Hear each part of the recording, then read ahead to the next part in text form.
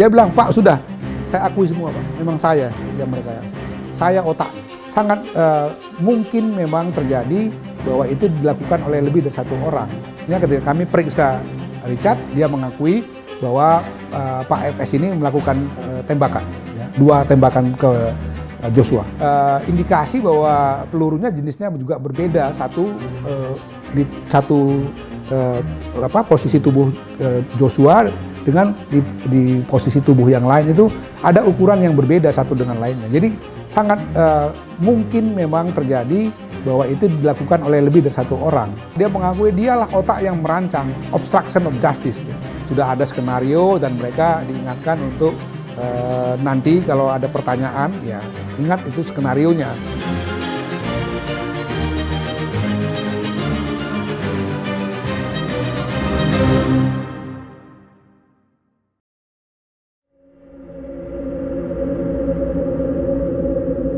Ya cukup banyak ya. Pertama ADC semua kita periksa dan beberapa orang petugas sipil yang ada di rumah atau yang bekerja membantu Pak Sambo dan keluarganya selama ini. Kemudian juga ya Pak Sambo sendiri dan beberapa saksi-saksi lain kita sudah mintai keterangan. Untuk saudara FS ini dia pada pokoknya mengakui 2 hal. Pertama dia mengakui bahwa dialah otak pembunuhan atau penembakan saudara Joshua. Yang kedua, dia mengakui dialah otak yang merancang obstruction of justice, ya, dengan misalnya mengubah TKP, menghilangkan beberapa barang bukti seperti decoder CCTV, alat-alat komunikasi dan lain-lain, termasuk juga mengkondisikan, ya, supaya orang-orang yang menjadi saksi kunci itu memberikan keterangan sebagaimana skenario yang dia mau buat, yaitu skenario seolah-olah ada tindakan pelecehan seksual di rumah Duren 3 itu yang dilakukan oleh saudara Joshua terhadap istrinya. Kemudian setelah itu terjadi tembak-menembak antara Joshua dengan Richard atau Baradae.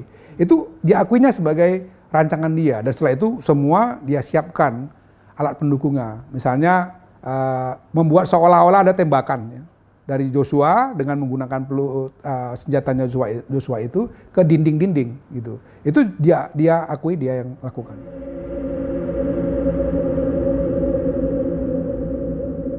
Dia tidak secara terbuka mengakui itu, tapi dia katakan memang dia yang perintahkan Richard atau Baradae itu untuk melakukannya. Sementara sebaliknya ketika kami periksa Richard, dia mengakui bahwa Pak FS ini melakukan tembakan, ya, 2 tembakan ke Joshua.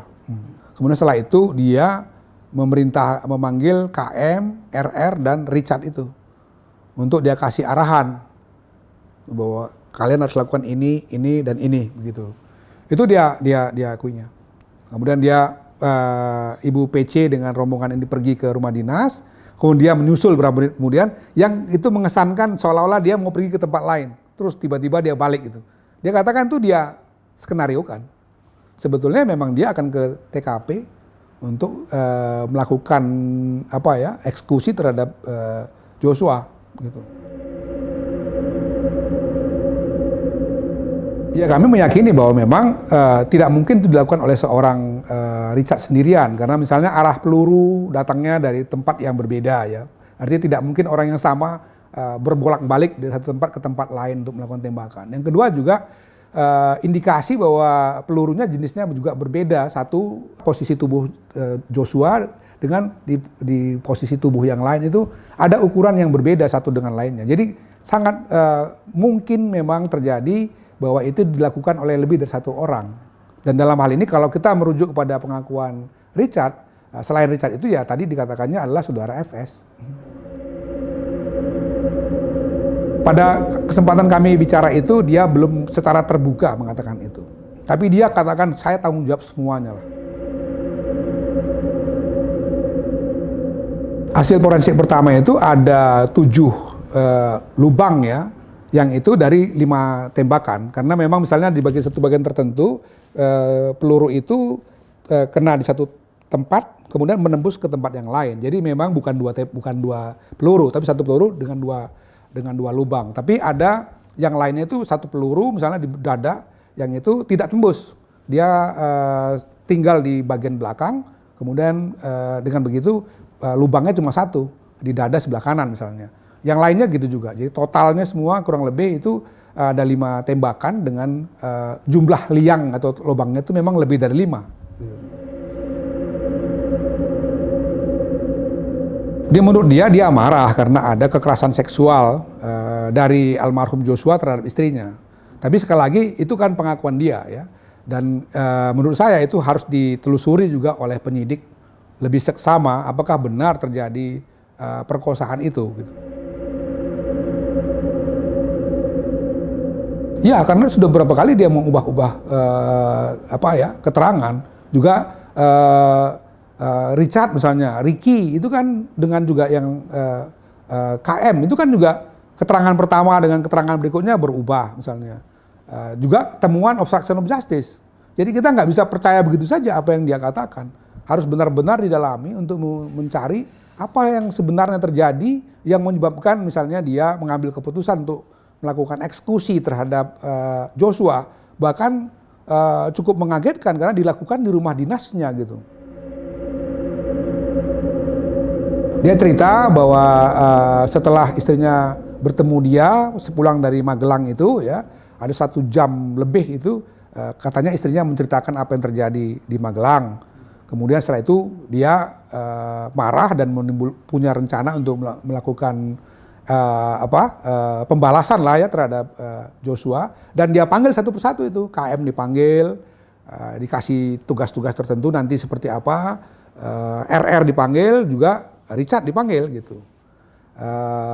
Jadi memang perencanaan itu dia diakuinya datang dari dia, dan dia yang menyiapkan semua. Setelah itu pun kemudian dia yang menghilangkan barang bukti, menelpon siapa misalnya petugas-petugas Propos dan lain-lain itu, sehingga kemudian sampai sekarang ini tim sus dan irsusnya Polri kan memeriksa puluhan orang itu.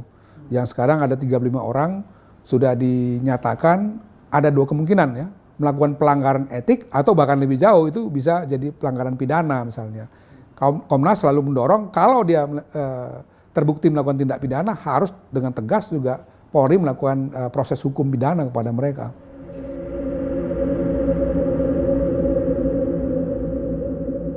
Ya, itu dia akui misalnya ketika seolah-olah dia kan pergi ke satu tempat bukan rumah dinas ya. Terus kemudian kalau dilihat di CCTV itu kan patwalnya berhenti. Sebelumnya dibangun keterangan bahwa dia ditelepon setelah terjadi kekerasan seksual dan tembak-menembak. Tapi itu akhirnya diakuinya bahwa sebetulnya itu adalah skenario yang dia buat. Dia kembali itu bagian dari skenario dan belum terjadi apa-apa. Nah, setelah dia kembali ke rumah, setelah dia masuk ke rumah dinas itulah atau TKP itu, baru kemudian dia memanggil Joshua dan beberapa ADC-nya tadi itu untuk kemudian melakukan katakanlah penghukuman ya dalam bahasa dia ya kepada Joshua. Ya salah satunya jelas tadi ya ada pengkondisian ya. Jadi di situ terlihat bahasa-bahasa memang sudah ada skenario dan mereka diingatkan untuk nanti kalau ada pertanyaan ya ingat itu skenarionya gitu. Dan ya bahasa-bahasa itu dijawab bahwa ya oke, kami akan lakukan dengan ya misalnya kata-kata siap komandan misalnya kan, itu jelas. Dan ketika kita tanya lagi mereka ya mereka mengakui bahwa ya memang kami dikondisikan untuk mengakui sebagaimana skenario yang sudah disiapkan tadi, seolah-olah ada pelecehan seksual, ada tembak-menembak, kemudian saudara Joshua meninggal dunia gitu.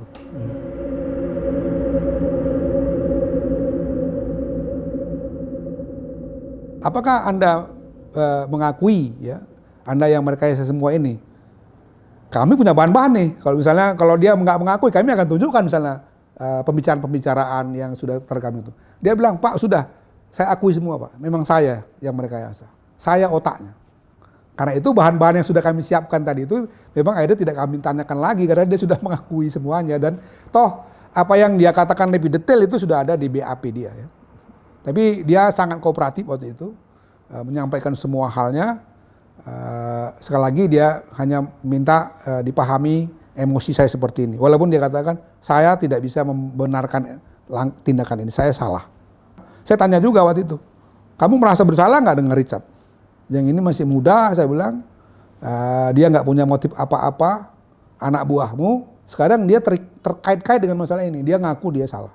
Ya, yang dia bilang saya juga bersalah terhadap Richard. Nah, itu tidak dijelaskan ya. Apakah cuman dikasih tahu bahwa ketika dia memanggil satu persatu itu sendirian dia. Pengakuan dari 3 orang ini juga begitu, ketika dipanggil dia hanya berhadapan dengan FS. Tidak didampingi oleh ibu. Mereka pergi ke rumah dinas, ibu PC-nya masuk ke dalam kamar tidur itu. Jadi mereka melakukannya di ruang tamu. Tapi sekali lagi itu pengakuan mereka gitu. Itu yang harus diuji kan. Apakah benar 100% seperti itu? Walaupun setidak-tidaknya sekarang pembunuhan berencana sudah ada pengakuan, ada kesaksian, obstruction of justice-nya sudah ada yang mengakui dan sudah banyak orang yang diperiksa. Tapi kan untuk lebih memastikan apakah ini penembaknya hanya 1 atau 2 atau mungkin lebih dari 2, itu kan tetap harus kita buka kemungkinan-kemungkinannya dengan pembuktian-pembuktian yang valid itu. Ya, dia mengakui bahwa keterangan yang pertama dulu itu sebetulnya adalah pengkondisian yang harus dia sampaikan kalau dalam pemeriksaan kepada penyidik, kepada tim sus misalnya, kepada Komnas HAM. Dan itu sudah disiapkan untuk dia selalu menjawab seperti itu. Belakangan dia mengakui bahwa itu adalah keterangan yang tidak sebenarnya. Kepada Komnas HAM kemarin dia katakan bahwa itu atas perintah Pak Sambo. Jadi dengan demikian yang sebenarnya itu ya begini, dia ceritakanlah sama dia.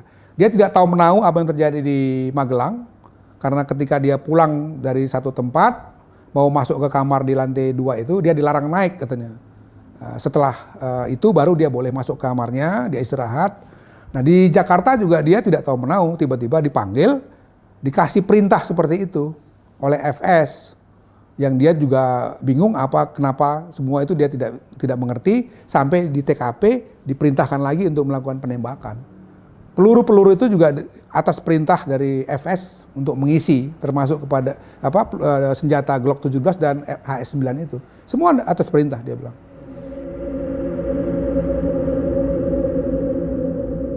Ya, dia katakan begitu. Kepada kami dia katakan begitu, kepada tim sus juga. Karena kami kan ada koordinasi sama tim sus ya, mengatakan yang sama. Juga kepada penyidik dia katakan yang sama.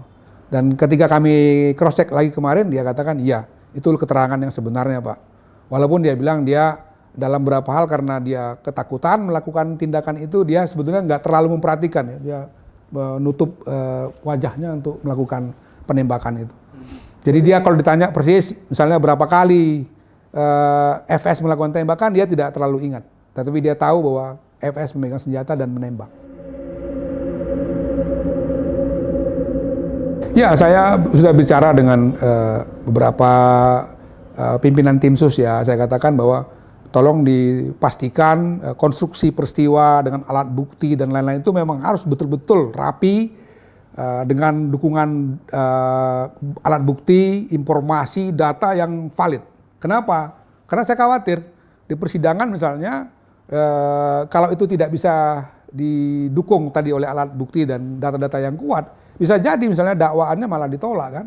Padahal ini satu peristiwa yang akhirnya menjadi sangat serius karena presiden mengambil perhatian, elit-elit juga mengambil perhatian dan seluruh Indonesia mengambil perhatian. Jadi saya sebagai ketua Komnas sudah mengingatkan tim sus dan juga penyidik supaya betul-betul berhati-hati menyiapkan seluruh alat bukti dalam nanti ya yang akan masuk ke dalam dakwaannya jaksa misalnya ke pengadilan itu harus betul-betul didukung oleh alat-alat bukti yang sangat valid sehingga tidak terbantahkan begitu.